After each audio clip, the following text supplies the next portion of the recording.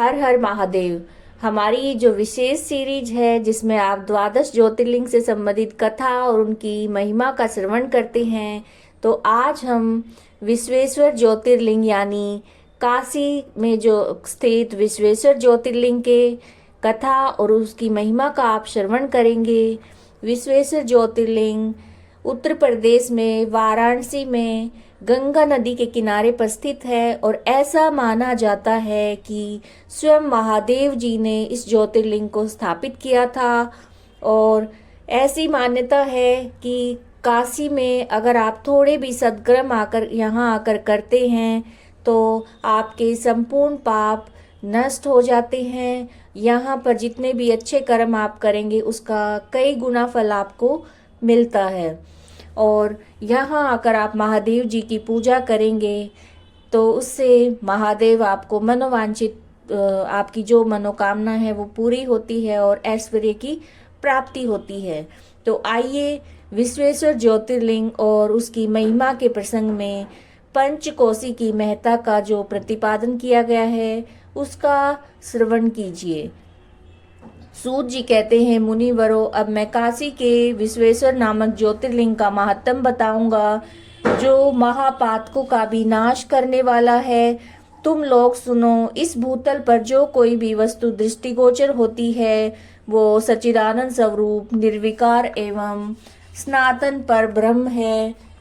अपने केवल्य भाव में ही रमने वाले उन अद्वितीय परमात्मा में कभी एक से दो हो जाने की इच्छा जागृत हुई। फिर वे परमात्मा सगुण रूप में प्रकट होकर शिव कहलाए। वे शिव ही पुरुष और स्त्री दो रूपों में प्रकट हो गए। उनमें जो पुरुष था उसका नाम शिव नाम हुआ और जो स्त्री हुई उसे शक्ति कहते हैं। उन चिदानंद स्वरूप शिव और शक्ति ने स्वयं अदृश्य रहकर स्वभाव से ही दो चेतनों प्रकृति और पुरुष की सृष्टि की।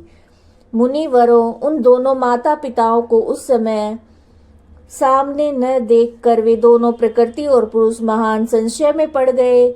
उस समय निर्गुण परमात्मा से आकाशवाणी प्रकट हुई कि तुम दोनों की तपस्या करनी चाहिए, फिर तुमसे परम उत्तम सृष्टि का विस्तार होगा। वे प्रकृति और पुरुष बोले, प्रभु शिव, तपस्या के लिए तो कोई स्थान है ही नहीं, फिर हम दोनों इस समय कहाँ स्थित होकर आपकी आज्ञा के अनुसार तप करें।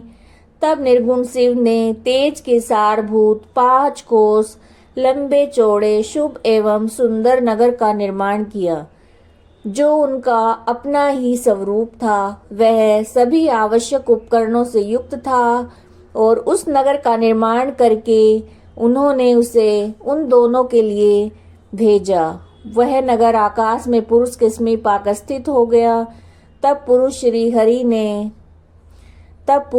हरि ने उस नगर में स्थित हो सृष्टि की कामना से शिव का ध्यान करते हुए बहुत वर्षों तक तप किया। उस समय परिश्रम के कारण उनके शरीर से श्वेत जल की अनेक धाराएं प्रकट हुई जिनसे सारा शून्य आकाश व्याप्त हो गया। वहां दूसरा कुछ भी दिखाई नहीं देता था। उसे देखकर भगवान विष्णु मन ही मन बोल उठे, ये कैसी अद्भुत वस्तु दिखाई देती है। उस समय इस आश्चर्य को देखकर उन्होंने अपना सिर हिलाया, जिससे उन प्रभु के सामने ही उनके एक कान से मणि गिर पड़ी। जहाँ वह मणि गिरी वह स्थान मणिकर्णी के नामक महान तीर्थ हो गया। और जब पूर्वोक्त जल राशि में वो सारी पंचकोशी डूबने और बहने लगी, तब निर्गुण शिव ने शीघ्र ही उसे अपने त्रिशूल के द्वारा धारण कर लिया। फिर विष्णु अपनी पत्नी प्रकृति के साथ वहीं सोए। तब उनकी नाभि से एक कमल प्रकट हुआ और उस कमल से ब्रह्मा उत्पन्न हुए। उनकी उत्पत्ति में भी शंकर का आदेश था। तदंतर उन्होंने शिव की आज्ञा पाकर अद्भुत सृष्टि आरंभ की। ब्रह्मा जी ने ब्रह्मांड में 14 भुवन बनाए। ब्रह्मांड का विस्तार महर्षियों 50 करोड़ योजन का बताया है। फिर भगवान शिव ने सोचा कि ब्रह्मांड के भीतर कर्म पास से बंधे हुए प्राणी मुझे कैसे प्राप्त कर सकेंगे। यह सोचकर उन्होंने मुक्तदायिनी पंचकोशी को इस जगत में छोड़ दिया। यह पंचकोशी काशी लोक में कल्याणदायिनी कर्म बंधन का नाश करने वाली, ज्ञान दात्री और मोक्ष को प्रकाशित करने वाली मानी गई है। अतः मुझे परम प्रिय है। यहाँ स्वयं परमात्मा ने अविमुक्त लिंग की स्थापना की है। अतः मेरे अंशभूत हरे, तुम्हें कभी इस क्षेत्र का त्याग नहीं करना चाहिए। ऐसा कहकर भगवान हर ने काशीपुरी को स्वयं अपने त्रिशूल से उतार कर मृत्युलोक में छोड़ दिया। ब्रह्मा जी का एक दिन पूरा होने पर जब सारे जगत का प्रलय हो जाता है, तब भी निश्चय इस काशीपुरी का नाश नहीं होता। उस समय भगवान शिव इसे त्रिशूल पर धारण कर लेते हैं और जब ब्रह्मा द्वारा पुनः नई सृष्टि की जाती है, तब इसे फिर वे इस भूतल पर स्थापित कर देते हैं। कर्मों का आकर्षण करने से इस पुरी को, यानी कि जो कर्म है, उन कर्मों का कर्षण करने से ही इस पुरी को काशी कहा जाता है। काशी में अविमुक्तेश्वर लिंग सदा विराजमान रहता है। वह महापातकी पुरुषों को भी मोक्ष प्रदान करने वाला है। मुनीश्वरों, अन्य मोक्षदायक धामों में सारूप्य आदि मुक्ति प्राप्त होती है। केवल इस काशी में ही जीवों को सायुज्य नामक सर्वोत्तम मुक्ति सुलभ होती है। जिनकी कहीं भी गति नहीं है, उनके लिए वाराणसी पुरी ही गति है। महापुण्यमयी पंचकोशी करोड़ों हत्याओं का विनाश करने वाली है। यहाँ समस्त अमरगण भी मरण की इच्छा करते हैं। फिर दूसरों की तो बात ही क्या है। ये शंकर की प्रिय नगरी काशी सदा भोग और मोक्ष प्रदान करने वाली है। और कैलाश के पति जो भीतर से सत्वगुणी और बाहर से तमोगुणी कहे गए हैं, कालाग्नि रुद्र के नाम से विख्यात हैं। वे निर्गुण होते हुए भी सगुण रूप में प्रकट हुए हैं। उन्होंने बार बार प्रणाम करके निर्गुण शिव से इस प्रकार कहा। रुद्र बोले, विश्वनाथ महेश्वर, मैं आपका ही हूँ, इसमें संशय नहीं है। साम महादेव, मुझ आत्मज पर कृपा कीजिए। जगतपते, लोकहित की कामना से आपको सदा यही रहना चाहिए। जगन्नाथ, मैं आपसे प्रार्थना करता हूँ कि आप यहाँ रहकर जीवों का उद्धार करें। सूत जी कहते हैं, तदंतर मन और इंद्रियों को वश में रखने वाले अविमुक्त ने भी शंकर से बार बार प्रार्थना करके नेत्रों से आंसू बहाते हुए प्रसन्नता पूर्वक उनसे कहा। अविमुक्त बोले, काल रूपी रोग के सुंदर औषध देवादिदेव महादेव, आप वास्तव में तीनों लोकों के स्वामी और ब्रह्मा और विष्णु आदि के द्वारा भी सेवनीय हैं। देव, काशीपुरी को आप अपनी राजधानी स्वीकार करें। मैं अचिंत्य सुख की प्राप्ति के लिए यहाँ सदा आपका ध्यान लगाए स्थिर भाव में बैठा रहूंगा। आप ही मुक्ति देने वाले और संपूर्ण कामनाओं के पूरक हैं, दूसरा कोई नहीं। अतः आप परोपकार के लिए उमा सहित सदा यहाँ पर विराजमान रहें। सदाशिव, आप समस्त जीवों को संसार सागर से पार करें। हर, मैं बार बार प्रार्थना करता हूँ कि आप अपने भक्तों का कार्य सिद्ध करें। सूत जी कहते हैं, ब्राह्मणों, जब विश्वनाथ ने भगवान शंकर से इस प्रकार प्रार्थना की, तब महेश्वर से उस समस्त लोकों का उपकार करने के लिए वहां विराजमान हो गए। जिस दिन से भगवान शिव काशी में आ गए, उसी दिन से काशी सर्वश्रेष्ठ पुरी हो गई। सूत जी कहते हैं, मुनीश्वरों, मैं संक्षेप में वाराणसी और विश्वेश्वर के सुंदर महात्म का वर्णन करता हूँ, सुनो। एक समय की बात है, पार्वती देवी ने लोकहित की कामना से बड़ी प्रसन्नता के साथ भगवान शिव से अविमुक्त क्षेत्र और अविमुक्त लिंग का महात्म पूछा। तब परमेश्वर शिव ने कहा कि ये वाराणसी पुरी सदा के लिए मेरा गुहतम क्षेत्र है, सभी जीवों की मुक्ति का सर्वथा हेतु है। इस क्षेत्र में सिद्धगण सदा मेरे व्रत का आश्रय लेकर नाना प्रकार के वेश धारण किए मेरे लोक को पाने की इच्छा रखकर जीतात्मा और जितेंद्रिय होकर नित्य महायोग का अभ्यास करते हैं। उस उत्तम महायोग का नाम है पाशुपत योग। उसका श्रुतियों के द्वारा प्रतिपादन हुआ है, वह भोग और मोक्ष रूप फल प्रदान करने वाला महेश्वरी वाराणसीपुरी में निवास करना मुझे सदा ही अच्छा लगता है। जिस कारण से मैं सब कुछ छोड़कर काशी में रहता हूँ उसे बताता हूँ, सुनो। जो मेरा भक्त मेरे तत्व का ज्ञानी है वे दोनों अवश्य ही मोक्ष के भागी होते हैं। उनके लिए तीर्थ की अपेक्षा नहीं है। विहित और अविहित दोनों प्रकार के कर्म उनके लिए समान हैं। उन्हें जीवन मुक्त ही समझना चाहिए। वे दोनों कहीं भी मरे तुरंत मोक्ष प्राप्त कर लेते हैं। ये मैंने निश्चित बात कही है। सर्वोत्तम शक्ति देवी उमे, इस परम उत्तम अविमुक्त तीर्थ में जो विशेष बात है उसे तुम मन लगाकर सुनो।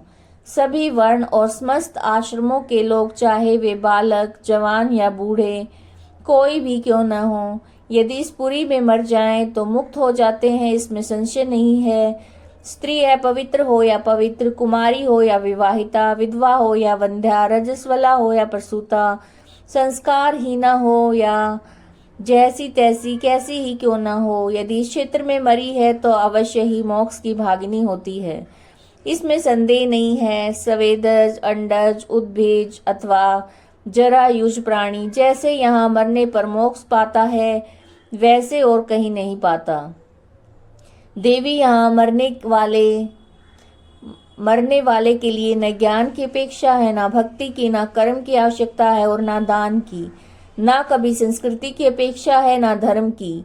यहाँ नाम कीर्तन पूजन और उत्तम जाति की भी अपेक्षा नहीं होती। जो मनुष्य मेरे इस मोक्षदायक क्षेत्र में निवास करता है वो चाहे जैसे भी मरे उसके लिए मोक्ष की प्राप्ति सुनिश्चित है। प्रिय मेरा, ये दिव्य और गुह्य से भी गुह्यतर है। ब्रह्मा आदि देवता भी इस महात्म को नहीं जानते, इसलिए महान क्षेत्र अविमुक्त नाम से प्रसिद्ध है। क्योंकि नैमिष आदि सभी तीर्थों में ये श्रेष्ठ है और यहाँ मरने पर अवश्य मोक्ष देने वाला है। धर्म का सार सत्य है, मोक्ष का सार समता है तथा समस्त क्षेत्रों एवं तीर्थों का सार ये अविमुक्त तीर्थ काशी है। ऐसी विद्वानों की मान्यता है। इच्छा अनुसार भोजन, शयन, क्रीड़ा और विविध कर्मों का अनुष्ठान करता हुआ भी मनुष्य यदि इस अविमुक्त तीर्थ में प्राणों का त्याग करता है तो उसे मोक्ष मिल जाता है। जिसका चित्त विषयों में आसक्त है और जिसने धर्म की रुचि त्याग दी है वो भी इस क्षेत्र में मृत्यु को प्राप्त होता है तो पुनः संसार बंधन में नहीं पड़ता। फिर जो ममता से रहित, धीर, सतुगुणी, दम्भहीन, कर्म कुशल और कर्तापन के अभिमान से रहित होने के कारण किसी भी कर्म का आरंभ न करने वाले हैं, उनकी तो बात ही क्या है। वे सब मुझ में ही स्थित हैं। इस काशीपुरी में शिव भक्तों द्वारा अनेक शिवलिंग स्थापित किए गए हैं।